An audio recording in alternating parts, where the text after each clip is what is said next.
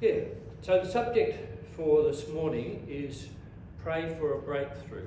We're looking at 40 days of prayer in our church fellowship, and we're picking up on this issue on Tuesday night. It's actually the one we'll be doing, isn't it? So we're actually catching up and doing it beforehand.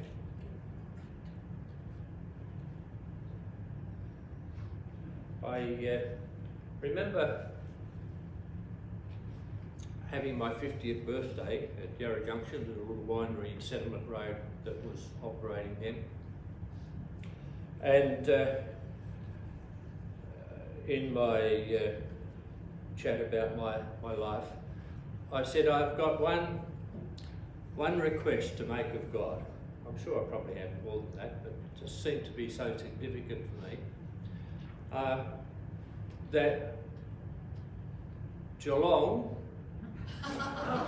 wins a premiership before I die. And I guess that was a prayer for a breakthrough. I was 50 years old and I couldn't remember a Geelong premiership. And I said, God, please, can I have a premiership? Well, God did his usual thing. In 2007 and 2009 and 2011 and 2022, see, God abundantly blessed us, doesn't he? We pray for a breakthrough, and this is what this message is about. In the Rick Warren series, the key verse that he uses for this passage is from Jeremiah. You will seek me and find me when you seek me with all your heart. You will seek me and find me when you seek me with all of your heart. Now, I really prayed that prayer with diligence about Geelong, and it really came through.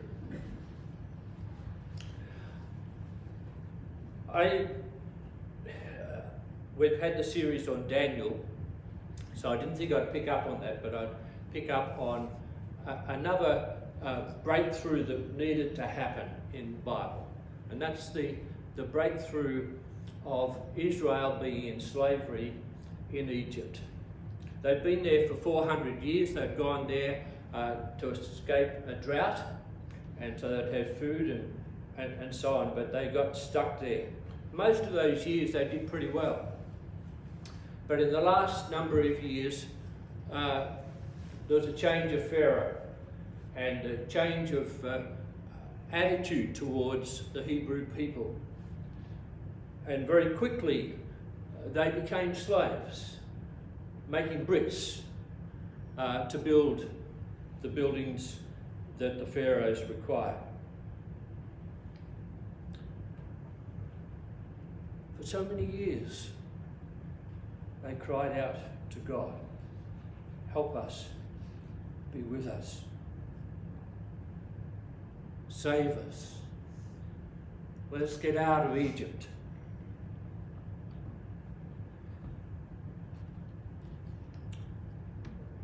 Have you ever prayed a prayer like that? A prayer for a breakthrough? Now, Israel are going through the same kind of difficulties at the moment. Surrounded, they're in Israel, they've got their own land, but they're surrounded by people that are opposed to them and opposed to their God. Crying out for a breakthrough in their land and in their country still. I wonder how many of us are crying out to God for a breakthrough in their lives, in their family. A child or a grandchild that's off the rails, headed in a direction which is not good, self-destructing.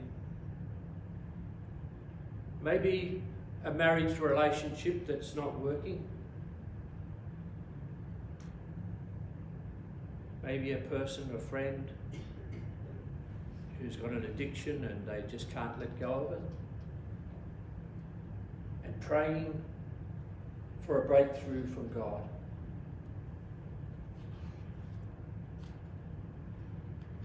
You'll seek me and find me when you seek me with all your heart, is what Jeremiah said.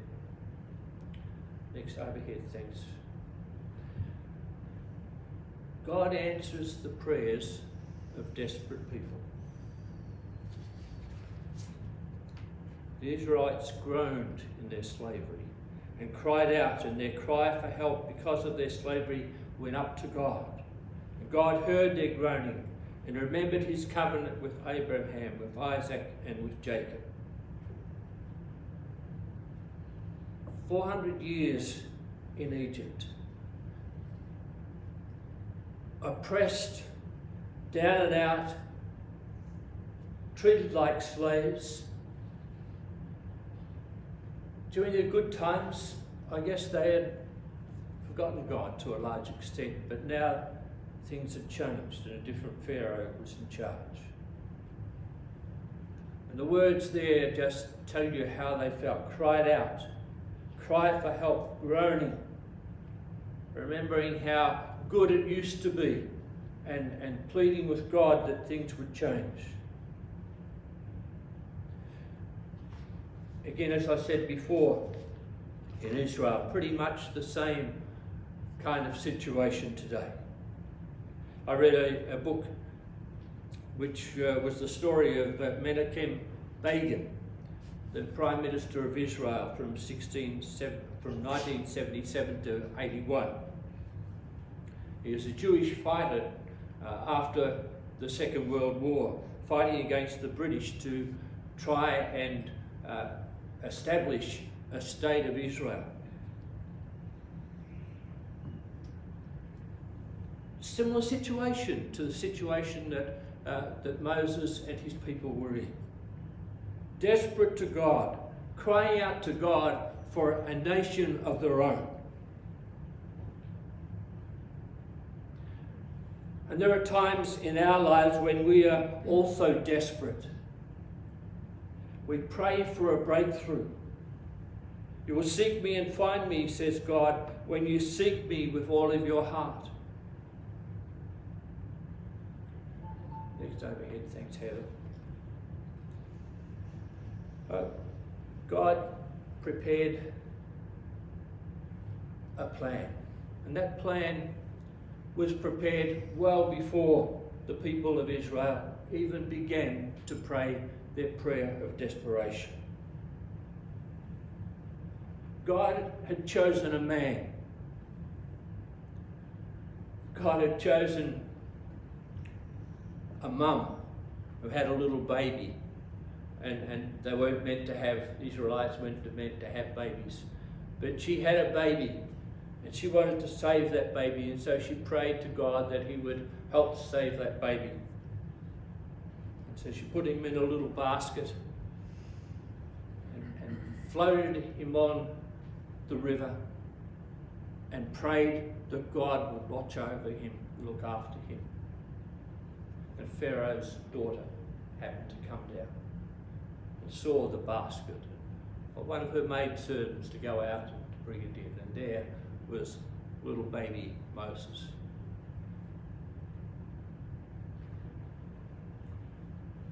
A baby, a mother, a sister, Miriam, Pharaoh's daughter, and Moses grew up with a background in politics.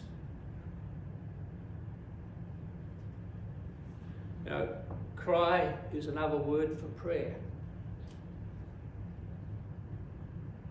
When you are desperate and you cry to God, that's a prayer.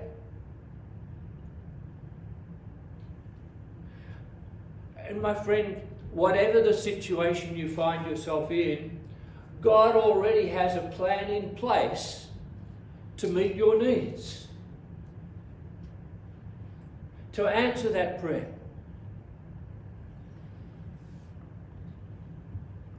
You see, it's the prayer that brings the plan into action, that triggers the action. God is waiting for you to pray. God is waiting for you to ask, to ask for something of God to happen. You'll seek me and find me when you seek me with all of your heart. Next over here, thanks. The third thing is God will reveal himself to you. Out a shepherd with his sheep in the mountain ranges surrounding. Alone with no one else. And a bush bursts into flame. And Moses, 80 years of age, is drawn to go and see what is happening. And God speaks. He said, I am who I am, the Eternal One. The uncreated God, the ultimate truth, the cause, the beginning and the end. You know, when people call out to God, God shows up.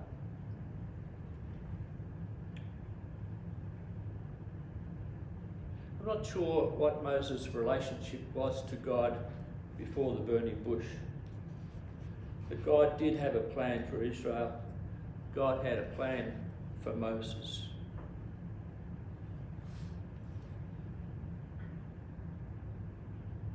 When did God show up for you? There are 3 occasions for me.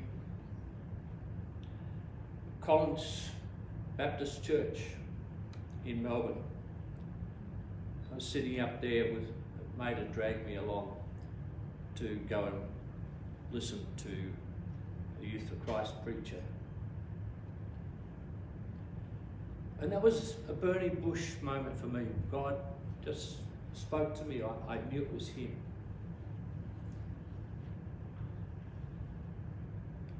I am who I am.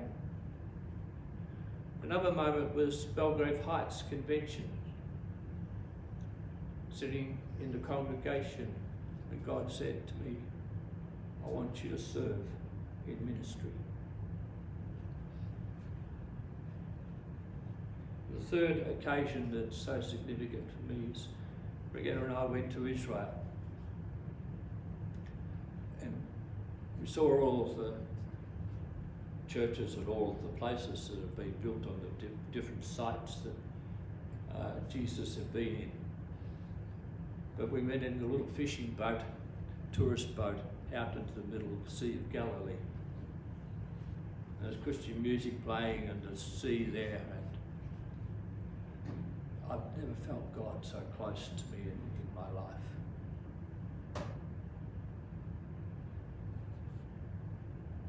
I am who I am. You know the experience when God speaks to you, speaks to your heart and to your life.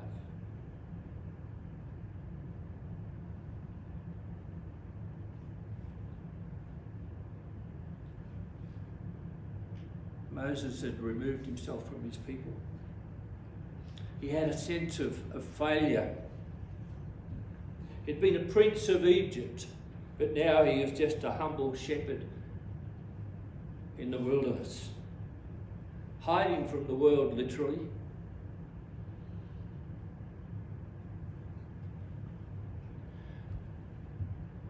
A mother's prayers were answered that day of the burning bush.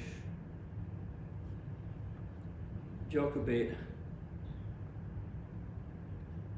Moses' mum, you betcha she had prayed for her son. Launching him onto the river. Do you think she was praying, desperately praying to God to do something for her? And over the years she saw him rise to become a prince of Egypt. I doubt that she was alive. Moses was 80 years of age at this time, but what about Miriam? Miriam was very much association with Moses throughout his leadership. Miriam who ran and got the princess to come down and check out the baby, was praying. You see, a mother's prayers are answered by a burning bush.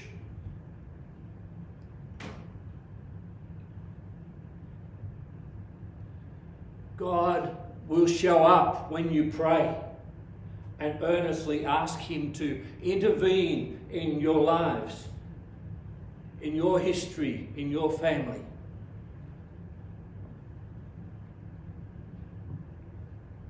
The fourth point, God will provide a sign of encouragement. Thanks, Heather. God will provide a sign of encouragement. When you're down in the dumps, when you think you're in a situation that you can't handle, God comes up trumps. And that's certainly what happened with Moses in this situation. Faced by God, talking with God, in discussion with Him, and Moses comes up with some excuses. Have you ever had a debate with God? Moses certainly did. And it shows the level of self-doubt. I can't do this. This is too much for me.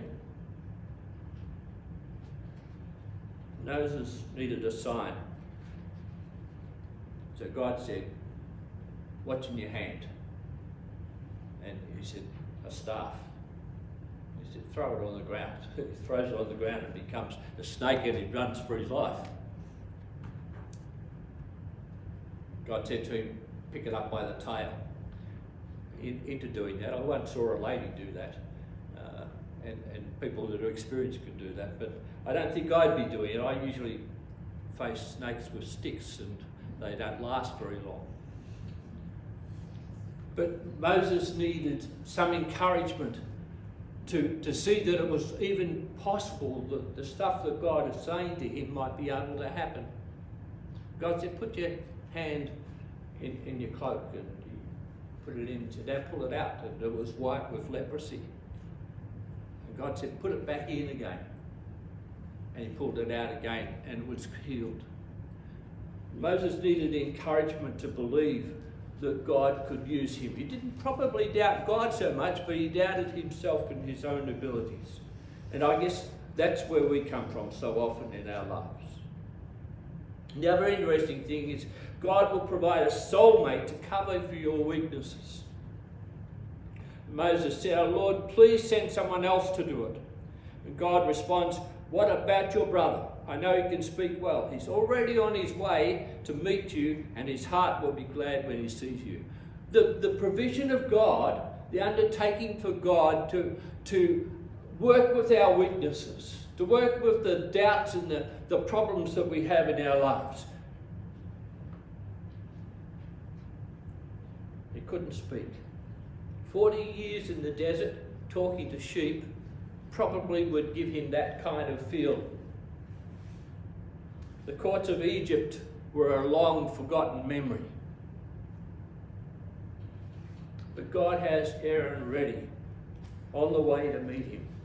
God's plans were there right from the start. The sixth point is, when you're facing something that is inconceivable, something you couldn't believe could even possibly happen. When things start to get tough, and it does, increased opposition is an indication that God is working. This is into the story of Moses is down in Egypt, and the number of plagues have happened, and he's spoken to Pharaoh and so on. And all that's happening is that Pharaoh toughens the whole situation. Pharaoh says, "Okay, you guys, you're making bricks. We provide the straw. From now on, we're not going to provide the straw. Expect the same number of bricks to be produced each day. Get in, you're lazy." And so the leaders came to Moses and said, "What are you doing to us? It's getting worse." And Moses went to God and said, "God, what are you doing to us?"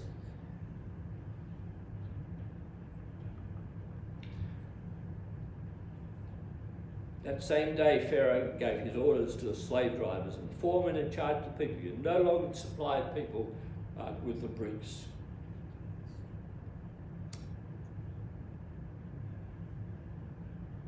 God said to Moses, don't worry about it. The next overhead. God will cause you to be respected. Then the Lord said to Moses, see, I've made you like God to Pharaoh, and your brother Aaron will be your prophet. Moses, a failed leader. Moses, a shepherd from the back blocks. Moses, an 80-year-old man, yet talking to the greatest king of his day. The go-between between his people and the rulers. I have made you to be a god to Pharaoh. Pharaoh wasn't obeying God, but he was certainly listening to God, and certainly listening to Moses. When you talk to people about God and the things of God, people listen because they respect you. Point 8 is this: God will protect you. And all the livestock of the Egyptians died, but not one animal belonging to the Israelites died. So God provided his protection through the difficulties and problems and issues that they were going through. Slide 9. God has a purpose behind the hardships. I'll read the passage. Then the Lord said to Moses, get up early in the morning, confront Pharaoh and say to him, this is what the Lord, the God of the Hebrews, says. Let my people go so that they may worship me. Or this time I will send the full force of my plagues against you and against your officials and your people, so that you may know that there is no one like me in all the earth. For by now I could have stretched out my hand and struck you and your people with a plague that would have wiped you off the earth. But I have raised you up for this very purpose, that I might show you my power and that my name may be proclaimed in all the earth. Pray for a breakthrough, and God will not only protect you, but God will go before you, and God will make people understand that he is God. Stubborn meets an unmovable force. Pharaoh meets God, the I am. But God is unmovable, and Pharaoh discovers that. Raised up Pharaoh, God allowed him to come into this world so that his power could be known by the peoples of this world. When God's people call out to him, pray to him for help, he will rescue them. And the message throughout history has been just that, from this story, the story of Moses and Pharaoh. God will break through. The Jewish people repeat this same story every year. They've done that for nearly 4,000 years. This is the story that the Jewish people tell their families and share with their families at every Passover. And they cry out to God like their forefathers did in Egypt. And they believe in the I am. It's in their system, it's in their lives, it's in their thoughts, it's in their actions, it's what they respond to. God will rescue them. I have raised you up for this very purpose, that I might show you my power and that my name might be proclaimed in all the earth.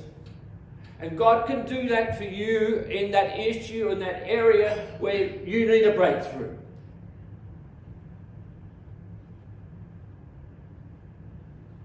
And God broke through. The final plague came, and each son of the Egyptian people died. And Pharaoh let his people go.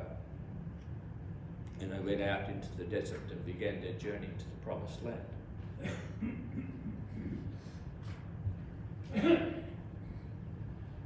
There's a passage in Exodus chapter 33 verse 11. It says this: the Lord would speak to Moses face to face as one speaks to a friend. 50 times in the 10 chapters we've been looking at, 50 times it reads, God spoke to Moses and Moses spoke to God. , 50 times in just 10 chapters it says that. The Lord would speak to Moses face to face. Moses was a day-by-day experience of living and walking and talking with God, sharing his life with God. A couple of weeks ago I talked about the parable of the vine which Jesus shares in the Gospels. Moses is a living example of the branch united into the vine. God in him and him in God. Jesus in him, in us. Jesus in you. A daily, moment by moment, walking and talking with God. God was a friend to Moses. Moses was a friend to God.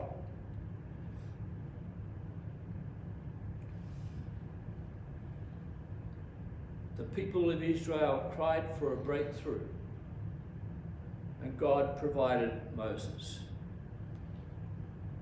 And Moses, at the burning bush, discovered how to talk with God, and God talked to him. Moses was the method that God used for a breakthrough so that the Hebrew people could be freed and have their own land. My friends, pray for a breakthrough in that area of your life where you need one. And trust and believe God that he can change you. He can change your person that you're praying for.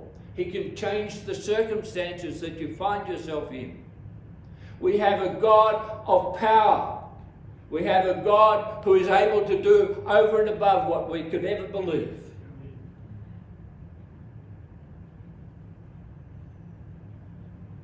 Talk to God. Allow him to talk to you. May God bless you. We're going to have the final song, which is our theme song for prayer.